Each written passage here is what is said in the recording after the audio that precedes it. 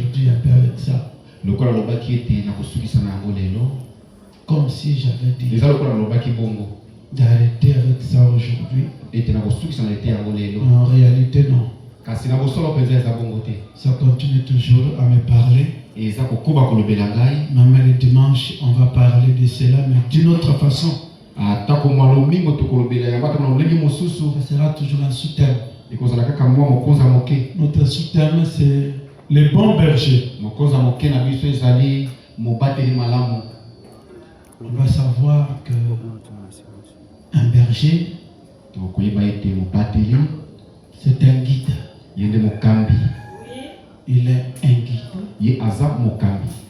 Dans le physique. Entre-temps, il est un guide dans le spirituel. Et la véritable brebis consulte toujours son berger.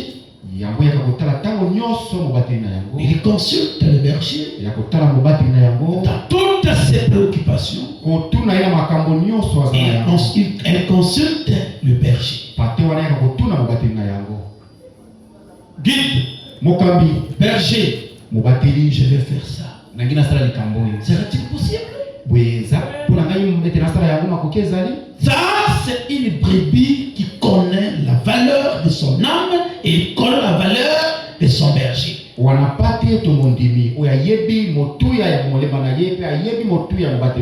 Et un véritable berger aimera toutes les brebis de la même manière. Les brebis doivent faire un effort. Doivent fournir les efforts de gagner le cœur de son berger. Amen. Il doit faire un effort. Il doit avoir une place dans le cœur de son berger. C'est ce que le prophète dit. Une brebis qui ne consulte pas son berger,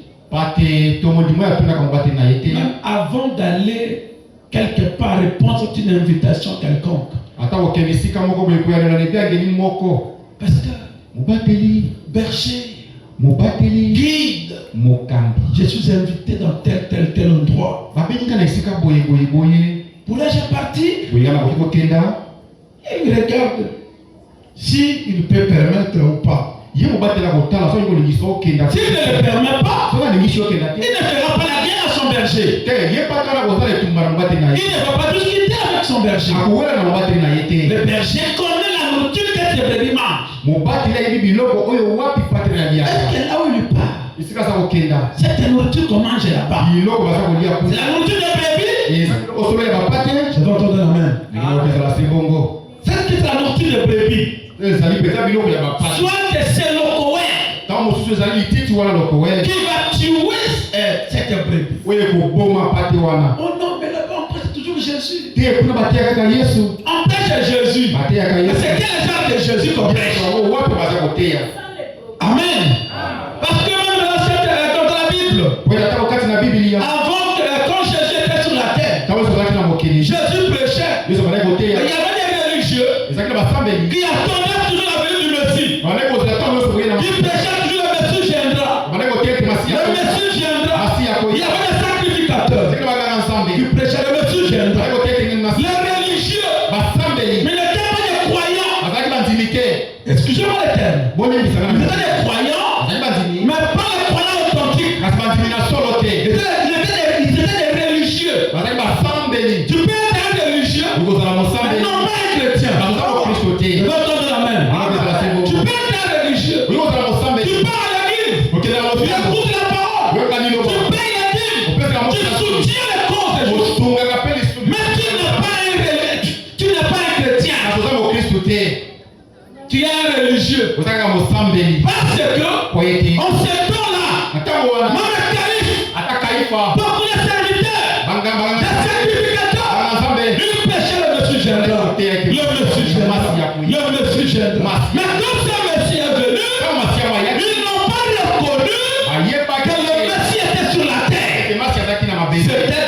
religieux. Amen. C'était des religieux. Mais il y a une différence entre le religieux authentique et le religieux de nom. Alors, les brebis, appelés brebis, c'est un religieux authentique. Mais peut-être brebis, il ne peut être brebis que si il a quoi? Le Saint-Esprit. Nous avons eu ça la fois passée dans les bons bergers des brebis. Paragraphe 13 du 8 août 57. Paragraphe 13. Le Branham a dit le Saint-Esprit fait de nous les brebis. Et alors, si il n'a pas le Saint-Esprit, il n'est pas une brebis. Il est quoi? Un bouc. Nous continuons notre sous-thème du bon berger. Frère Branham dit un bon berger a la solution de ces brebis. Toutes les questions ne manqueront jamais de réponses au berger. Toute préoccupation, on les trouve chez le berger. Que ça soit physique, que ça soit spirituel, il a des stratégies qu'il va donner solution à ces bergers, à ces brebis.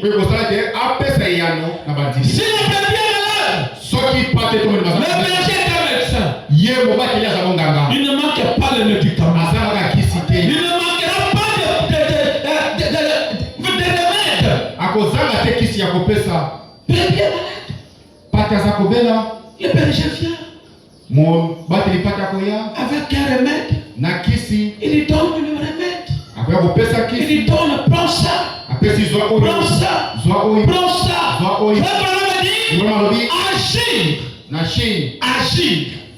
Agir. Selon l'ordonnance du médecin. Tu veux être guéri. Agir selon l'ordonnance du médecin. Et le médecin, c'est le berger. Il a un guide. Il te donne le remède. Ton devoir, c'est de prendre le remède qu'on t'a donné. Agir selon l'ordonnance du médecin. Alors que le berger doit avoir les remèdes pour la brebis malade. Dans l'Ancien Testament, il y avait des bergers. Comme David, il était un berger. La Bible dit, quand il partait avec ses brebis, il se promenait avec ses brebis, il marchait avec les brebis. Une fois que la brebis tombe malade, qu'est-ce qu'il doit faire? Lui, dans sa chupessière, il a un remède.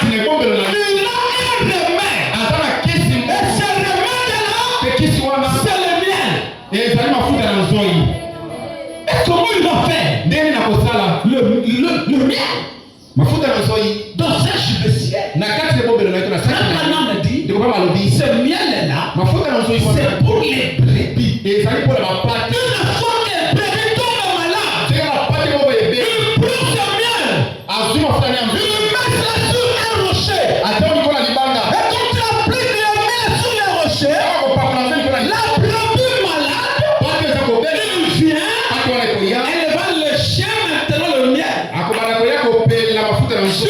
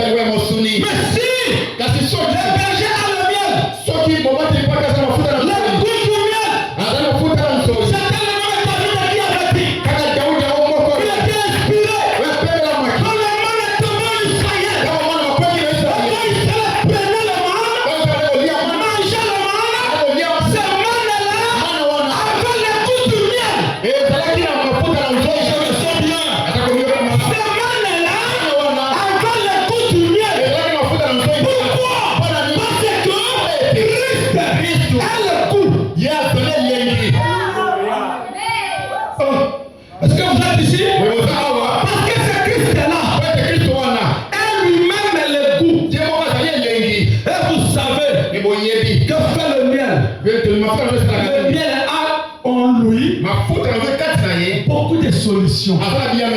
Si tu es empoisonné, prenez le miel. Je vais entendre la main. Prenez le miel. Même l'odeur du miel a quelque chose de spécial. Le goût du miel. Maintenant, me dit, ça peut me guérir le cœur. Le miel nettoie le cerveau. Oh, je le sens bien. Le miel nettoie le cerveau. Le miel, c'est quoi? C'est la parole. Le message prêché par le prophète. Manna qui descendait du ciel. Ces mannes-là avaient le goût du miel. Ces mannes-là étaient Christ. Christ a dit, Jésus a dit, je suis le pain qui est descendu du ciel. Et ce pain-là, c'était le manne. C'est que Israël, là-bas dans le désert, mangeait. Il ne mangeait pas le manne en Égypte. Il voulait manger la manne sortie d'Égypte. Le manne était dans l'Égypte. Le manne était dans le désert. Pourquoi? Parce que Israël était derrière l'Égypte. Parce que Israël est sorti de l'Égypte. Nous voulons voir la merveille de Dieu qui dans l'Égypte, qui dans le monde, qui dans la dénomination. Vous voulez manger la manne du ciel, qui dans l'Égypte. Vous voulez manger la colonne de feu, vous voulez manger le feu, qui dans l'Égypte. Quand vous quittez l'Égypte, vous allez voir la manne.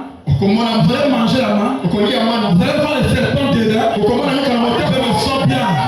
Vous allez traverser la mer rouge à sec. Quand vous quittez l'Égypte, comment quitter l'Égypte? Et pourquoi quitter l'Égypte? Parce que ce n'est pas votre pays. Ce n'est pas votre nation. Ce n'est pas là où tu dois t'enterrer. Prenons mes pieds. Comme tu es appelé, de quitter l'Égypte, n'ayez plus en toi. Même les pensées, c'est l'Égypte. Amen. Peuple me dit, quand Israël a traversé la mer rouge, qu'est-ce qu'Israël avait fait? Les jeunes filles, derrière Myriam, on les chantait. Et Israël, elles sont les filles d'Israël. Suivez Myriam, la petite de l'église. Suivez Myriam, on va danser, de chanter. Moïse, sous l'inspiration, après la traversée, sous l'inspiration, lui aussi a chanté un cantique. Le cantique est de Sion. Pourquoi ils ont traversé la mer rouge? Le prénom me dit, quand vous traversez la mer rouge, le prénom du Saint-Esprit, c'est là que vous emmenez à l'événement du Seigneur, à glorifier Dieu, à vivre une bonne vie. Pourquoi? La justification, la sanctification, le baptême du Saint-Esprit, vous y arrivez. Soyez derrière le guide. Et ce guide-là, ce temps-là, sortit Moïse. Moïse, lui aussi, avait un guide. Et ce guide-là, c'était l'ange. Et lui avait dit, ne t'avancez pas. N'allez pas devant cet ange. Ne lui résistez pas. Et qu'est-ce que nous voyons aujourd'hui? Aujourd'hui, nous voyons les enfants de Dieu qui contestent devant les anges. Qui contestent les anges. Et qui est un ange? Ok. Oui, mars 57. Moi, sans amis, c'est de quoi nous commandons, beaucoup de comme Alibois. Na tout comme étant ensemble. Paragraphe 5. C'est la moquée à l'étano. Est-ce que vous aimez les prophètes? Comment ne pas l'aimer aussi? Mais qui nous a apporté un glorieux message. Lui qui a fait de nous les filles et les fils de Dieu. Qui nous a amené ce message. Amen. Amen. Ce message que d'autres saints attendaient. C'est que Daniel attendait. Ce que le saint de l'Ancien Testament attendait. C'est que même Paul attendait. Nous avons reçu ce message. Quel privilège! Un Moïse moderne et un Josué moderne derrière les empreintes de Moïse. Je ne pense pas qu'il y ait une chose plus glorieuse dont nous pourrions parler ce soir que du Seigneur Jésus-Christ.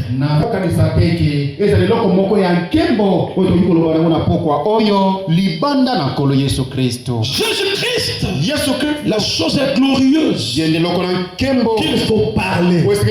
Jésus-Christ, la chose est glorieuse qu'il faut vous présenter. Jésus-Christ, la chose est glorieuse qui accorde à votre guérison. Jésus-Christ, la chose est glorieuse. Quand on me parle de Jésus, mon âme a le juif. Parce que Jésus aujourd'hui est la parole. Et quel genre de parole? La parole a fait chair. Amen. Il est la personne la plus glorieuse dont nous pourrions parler. Qui parle ici. Et j'aime vraiment parler de lui et le vanter. Car il est digne de tout ce qu'on pourrait dire. Très cher bien-aimé, que Jésus prononce seulement quelque chose sur ta vie. Tout change. Quand on parle de lui, quand on parle de Jésus, c'est comme les hommes de science qui disent. Quand on parle du lion, on va quoi? Quand on parle du lion, on va sa queue. Il y a eu des disciples qui partaient à Emmaüs après la mort de Jésus. C'est lui qu'on espérait nous délivrer. Qui délivrerait Israël. On l'a livré aux mains des magistrats. Et qui avait livré Jésus? Des sacrificateurs, des pasteurs, des bergers, des guides aveugles. Attention, ce guide aveugle là. Nous risquons de vous livrer Christ aujourd'hui. C'est pourquoi Frère m'a dit j'acquise cette génération. J'acquise cette bande de prédicateurs. D'avoir crucifié de nouveau le Seigneur Jésus-Christ.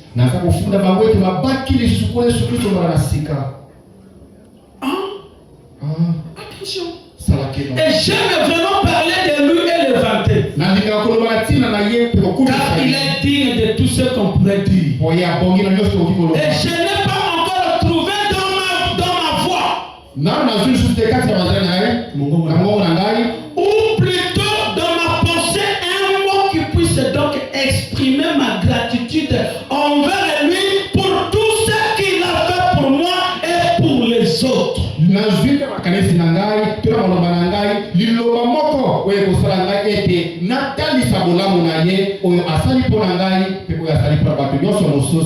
ce soir, j'aimerais parler de lui en tant que le bon berger de brebis. vous aimez cela?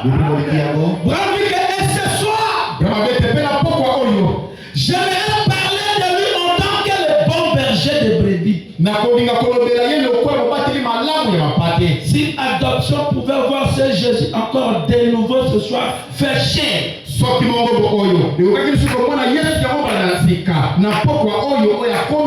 Ça sera le pardon des péchés. Ça sera la guérison de maladie. Frère, c'est la chose qui va bloquer les croyants, qui va bloquer la vie de l'église. C'est quand l'église n'envoie pas Christ de la chair humaine. Quand vous pensez vraiment que Christ est la parole, Christ est la parole, Christ est la parole. Frère, la parole est seule. C'est la parole. Et Christ est des pensées. De ma canisse. Un Christ des pensées. Mais ce n'est pas la solution. Il faut la chair de Christ. Il faut que Christ devienne un homme. Et que Christ devienne un homme. Pardon. Tu ne feras même pas quelqu'un du mal. Tu vois devant ta sœur qu'elle a Christ fait chair. Fait chair bien-aimé. Quand on va arriver à ce niveau-là, on ne fera pas du mal aux gens. Si je lui fais du mal, c'est Christ qui se fait chair. C'est Christ. Parce que l'esprit de Christ est en lui. Écoutez le prophète. Il lui dit, vous savez, nous apprenons beaucoup de choses. Du animal, la brebis.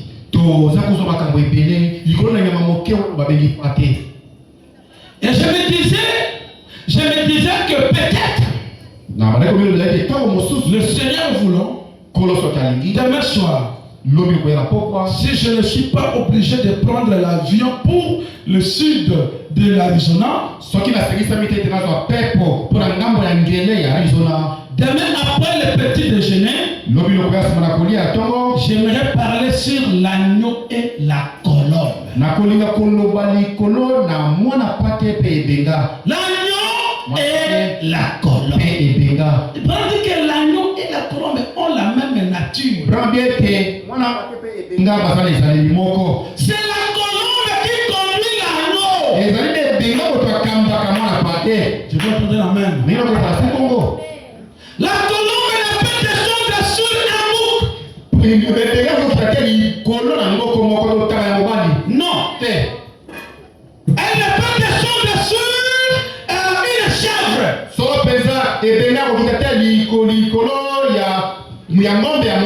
La colombe descend sur l'agneau. Parce que la colombe et l'agneau ont la même nature. Elles marchent ensemble. Sur la terre, il a été typifié comme une colombe. Comme un agneau. Et au ciel, comme une colombe. L'oiseau le plus doux. Et sur la terre, l'animal le plus doux, c'est l'agneau. Tous les deux ont la même nature. Ils marchent ensemble. Ils vivent ensemble. Et Branham a dit, la colombe, c'est le Saint-Esprit. Et le Saint-Esprit ne peut descendre que sur la brebis. Le Saint-Esprit est doux. La brebis aussi est douce. Et tous les deux marchent ensemble. Amen. Et je pensais ce soir parler sur l'agneau. Ainsi, je pourrais peut-être écouter le sujet demain soir. On a parlé ici que le bon berger. Branham a dit ici que le bon berger connaît ses brebis. Ou le bon berger, dans l'esprit de Christ, bilili na Kristo buko na mosa 25 5 mois 55 ya mubuko to kama libwa tukumita na mitano paragraphe 33 zela kotanga tukuisa to na isato j'aimerais que je lise et puis on parle na kulinga kama itina tanga buko na simatoloba un berger doit errer pour trouver le garé solo pesa mubateli pate esikala tambola pate ne koluka pato ebongi un bon berger mubateli malamu les bons bergers mubateli malamu qui est ce bon berger mubateli malamu ezanani les bons bergers ici mubateli malamu awa c'est Christ eza Kristo le guide ici mokambi awa c'est toujours Christ ezaka Kristo il est le Saint-Esprit yeye ni Mungu Santo il était le Père azalaki tata il était le Fils azalaki mwana il était le Saint-Esprit azalaki Mungu Santo aujourd'hui lelo il est le Saint-Esprit en moi azalaki Mungu Santo le katika véritable guide mokambi na solo il est le Saint-Esprit azalaki Mungu Santo dans les pasteurs